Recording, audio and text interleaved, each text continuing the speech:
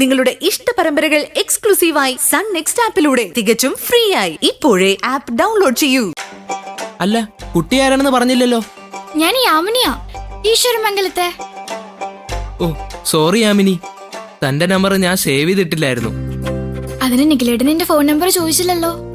പക്ഷെ ഞാൻ സംഘടിപ്പിച്ചു. ആവശ്യം എന്റേതായി പോയില്ലേ. ആവശ്യോ? എന്താ യാമിനി, അവിടെ എന്തെങ്കിലും പ്രശ്നമുണ്ടോ? എന്താ പ്രശ്നമുണ്ടെങ്കിൽ ഞാൻ വിളിക്കാൻ പാടുള്ളോ? എനിക്ക് വിളിക്കണം തോന്നി ഞാൻ വിളിച്ചു. അതിനിപ്പോ എന്താ കുഴപ്പം? എന്നാലും എന്തേലും പ്രത്യേകിച്ച് കാര്യമില്ലാതെ വിളിക്കില്ലല്ലോ. ആ, ഒരു വലിയ സന്തോഷമുണ്ട്. എന്ത് സന്തോഷം? ചന്ദ്രിക ആന്റി നിഖിലേട്ടനും ഇങ്ങോട്ട് കൊണ്ടുവരുന്ന കാര്യം ഇവിടെ സംസാരിക്കുന്ന കേട്ടു. വസുന്ധര ആന്റി സമ്മതിച്ചതുകൊണ്ട് ഇനി അതിന് തടസ്സങ്ങളൊന്നും ഉണ്ടാവില്ല. പിന്നെ നിങ്ങളൊക്കെ ഇവിടെ വന്നു കഴിഞ്ഞാ നിഖിലേട്ടൻ ഇനി ഹോസ്റ്റലിൽ നിന്ന് നിക്കണ്ട, കോളേജിലേക്ക് ഇവിടുന്ന് പോയി വന്നാ മതി.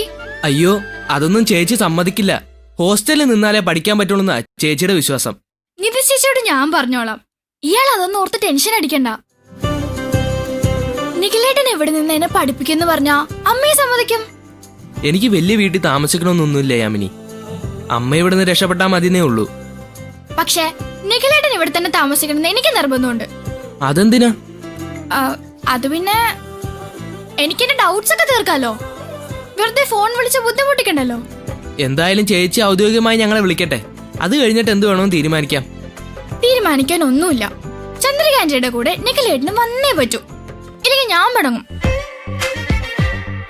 പിന്നെ ഞാൻ ഈ വിവരം നേരത്തെ പറഞ്ഞ കാര്യം അവിടെ ആരും അറിയണ്ട കേട്ടോ. ശരി, പിന്നെ വിളിക്കാം. ഓക്കെ.